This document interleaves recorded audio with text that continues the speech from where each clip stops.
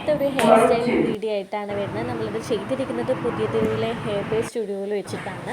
നമ്മളിപ്പോൾ ഒരു പാർട്ടിക്കൊക്കെ പോകുന്ന സമയത്ത് ഒരു പെർമനൻറ്റ് സ്ട്രെയിറ്റ് അല്ലെങ്കിൽ പെർമനൻറ്റ് കേളൊന്നും ചെയ്യാത്തവർക്കാണ് എങ്കിൽ ഒരു ടെമ്പററി ഹെയർ സ്റ്റൈലിങ്ങിന് വേണ്ടിയിട്ട് മെയിനായിട്ട് എല്ലാവരും യൂസ് ചെയ്യുകയെന്ന് പറഞ്ഞാൽ ബ്ലോ ഡ്രൈ ആണ്. നമ്മളിപ്പം ഹെയർ കട്ട് ചെയ്യുന്ന സമയത്തൊക്കെ കട്ട് ചെയ്ത് കഴിഞ്ഞാൽ ഒരു നോർമൽ ഷോപ്പാണെങ്കിൽ നമുക്ക് ബ്ലോ ഡ്രൈ ചെയ്ത് തരും. അപ്പോൾ ഇവിടെ എന്ന് പറയുമ്പം പുതിയ ഷോപ്പാണ്. അപ്പം എല്ലാം ഒരു റീസണബിൾ റേറ്റിലാണ് അവർ സ്റ്റാർട്ടിങ് വരുന്നത്. ബ്ലോ ഡ്രൈക്കൊക്കെ 350 ആ ഒരു റേഞ്ചിലാണ് വരുന്നത്. അപ്പം ഞാൻ ബ്ലോ ഡ്രൈയും വിത്ത് കളറും ചെയ്യുന്നുണ്ട്. റെഡ് കളറാണ് ചെയ്യുന്നത്. അപ്പം അതിൻ്റെ ഒരു വീഡിയോ ആയിട്ടാണ് വന്നിരിക്കുന്നത്. അപ്പോൾ ഒരുപാട് സംശയങ്ങളുണ്ടാവും. ഇതിന് ഏകദേശം 2 മണിക്കൂറോളം എടുക്കും. അതായത് ബ്ലോ ഡ്രൈ ചെയ്യാനൊരു 1 hour മതിയാവും. ഞാൻ കളർ ചെയ്തതുകൊണ്ടൊരു ½ hour കളറിന് ചെയ്ത് കഴിഞ്ഞിട്ട് വെയിറ്റ് ചെയ്യണം. വീണ്ടും നമ്മളൊരു എന്തായാലും ഒരു 2 hourൻ്റെ പരിപാടിയാണ്. അപ്പം നിങ്ങൾ ഇതിപ്പം കുറേ ആൾക്കാർ എന്നോട് ഞാൻ ഈ ചെയ്ത സമയത്ത് എന്നോട് ചോദിച്ച കാര്യമാണ്, ഇത് കുറേ സമയത്തേക്ക് നിൽക്കുമോ, ബ്ലോ ഡ്രൈ ചെയ്താൽ എത്ര ദിവസം വരെ നിൽക്കും എന്നുള്ളത്. അപ്പോൾ അതൊക്കെയാണ് ഈ ഒരു വീഡിയോയിൽ ഡീറ്റെയിൽ ആയിട്ട് പറയുന്നത്. എൻ്റെ കല്യാണത്തിൻ്റെ ഫങ്ഷന് വേണ്ടിയിട്ടാണ് ഞാനിപ്പം ബ്ലോ ഡ്രൈ ചെയ്തിട്ടുണ്ടായിരുന്നു. അതായത് എൻ്റെ ബ്യൂട്ടീഷ്യൻ പറഞ്ഞിട്ടുണ്ടായിരുന്നു, മീൻസ് നമ്മളിപ്പം സ്മൂത്തണിങ് കാര്യങ്ങളൊക്കെ ചെയ്യുമല്ലോ. കല്യാണം അടുപ്പിച്ചിട്ടാണ് എങ്കിൽ ഇതൊന്നും ചെയ്യാൻ പാടില്ല. കാരണം നമുക്ക് ഹെയർ സ്റ്റൈൽ ചെയ്യുന്ന സമയത്ത് ക്രിമ്പ് ചെയ്യാനൊക്കെ ബുദ്ധിമുട്ടായിരിക്കും എന്ന് പറഞ്ഞിട്ടുണ്ട്.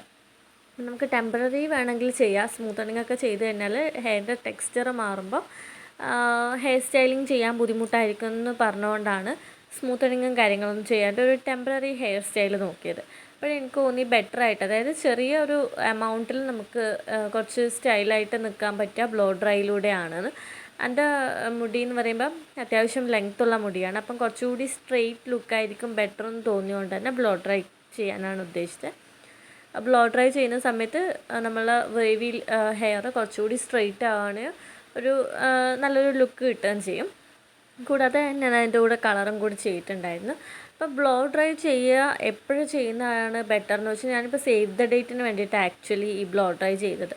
പക്ഷേങ്കിൽ എനിക്ക് ഈ ബ്ലോ ഡ്രൈ ചെയ്ത് കഴിഞ്ഞതിന് ശേഷം വലിയ ഉപകാരം ഉണ്ടായിട്ടില്ല. പക്ഷേങ്കിൽ എന്താ വെച്ചാൽ എനിക്ക് ബ്ലോ ഡ്രൈ ചെയ്ത് സെയിം ഡേ എനിക്ക് ഈവനിങ് ഒരു പാർട്ടി ഉള്ളതുകൊണ്ട് അന്ന് എനിക്ക് ഷൈൻ ചെയ്യാൻ പറ്റി. അല്ലാതെ പിറ്റേന്ന് സേവ് ദ ഡേറ്റ് ആകുമ്പോഴേക്കും ഹെയർ നോർമൽ ഹെയറിലേക്ക് മാറിയിട്ടുണ്ടായിരുന്നു. ബ്ലോ ഡ്രൈ ചെയ്യുന്നത് കൊണ്ട് ഏകദേശം ഒരു 1 day, മാക്സിമം 1 day മാത്രമേ ഈ ബ്ലോ ഡ്രൈൻ്റെ എഫക്റ്റ് നമുക്ക് കാണാൻ പറ്റുള്ളൂ. അതുപോലെ തന്നെ ബ്ലോ ഡ്രൈ ചെയ്തതിന് ശേഷം ഹെയർ വാഷ് ചെയ്ത് കഴിഞ്ഞാൽ ആ ലുക്ക് പോവുകയും ചെയ്യും. ബ്ലോ ഡ്രൈ ചെയ്ത് കിട്ടിയ ലുക്ക് പോവുകയും ചെയ്തു. ഞാനെപ്പോഴും ഇത് ചെയ്തിട്ട് ഞാനൊരു ഈവനിങ്ങിലാണ് ചെയ്യുന്നത്. ഈവനിങ് ചെയ്തിട്ട് പിറ്റേന്ന് ഏർലി മോർണിംഗ് ആണ് എനിക്ക് സേവ് ദ ഡേറ്റിൻ്റെ ഷൂട്ട് വരുന്നത്. പക്ഷേങ്കിൽ ലേറ്റ് ഈവനിങ് ഒരു 7 o'clock ആകുമ്പോഴാണ് ഇത് ഫിനിഷ് ആയത്. ഒരു 4:30 പോയിട്ട് 7 ആകുമ്പോഴാണ് എല്ലാം കംപ്ലീറ്റ് ആയിട്ട് വീട്ടിലേക്ക് തിരിച്ചെത്തിയത്. അപ്പം പിറ്റേന്ന് മോർണിംഗ് ആകുമ്പോഴേക്കും എൻ്റെ മുടി നോർമലി കേളിയല്ല, സ്ട്രെയിറ്റ് ആയിട്ടുള്ള ഹെയറാണ്. എന്നാലും ആ ഒരു ടെക്സ്ചറൊക്കെ മാറിയിട്ടുണ്ടായിരുന്നു. നമ്മൾ ബെഡ് ടൈമിന് ശേഷം മുടീൻ്റെ ആ ടെക്സ്ചറും കാര്യങ്ങളൊക്കെ നോർമലായിട്ടില്ല, എന്നാലും നോർമൽ ഹെയറിലേക്ക് പോയിട്ടുണ്ടായിരുന്നു.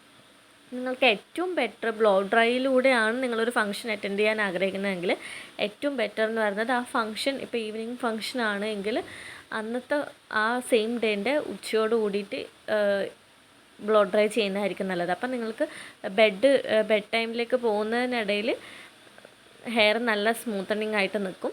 അതുപോലെ തന്നെ നല്ല ഷൈനിങ് ഉണ്ടായിരുന്നു. എല്ലാവർക്കും ഇഷ്ടമായിട്ടുണ്ടായിരുന്നു. ഞാൻ ആ ഈവനിങ്ങിൽ പോയ ഫംഗ്ഷനിൽ എല്ലാവർക്കും എൻ്റെ ഹെയർ സ്റ്റൈൽ ഭയങ്കര ഇഷ്ടമായിട്ടുണ്ടായിരുന്നു. അതുപോലെ തന്നെ ബ്ലോ ഡ്രൈ ചെയ്യുന്ന സമയത്ത് നന്നായിട്ട് ഹീറ്റ് ഉപയോഗിച്ചിട്ട് തന്നെയാണ് ഹെയർ സ്റ്റൈൽ ചെയ്യുന്നത്.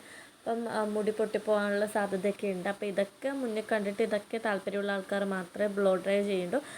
പിന്നെ അതുപോലെ ബ്ലോ ഡ്രൈ ചെയ്യുന്ന സമയത്ത് നമ്മുടെ മുഖത്തടക്കം ഹീറ്റ് അടിക്കുന്നുണ്ട്. അപ്പം എന്തായാലും അടിപൊളിയാണ് സംഭവം. ചെറിയ വയസ്സൊക്കെ ചെയ്യാൻ ഉദ്ദേശിക്കുന്ന ആൾക്കാരാണെങ്കിൽ മാരേജ് അടുപ്പിച്ച് ചെയ്യുന്ന ഇതൊക്കെ ആണെങ്കിൽ ബ്ലോ ഡ്രൈ ചെയ്ത് തന്നെയായിരിക്കും ബെറ്റർ.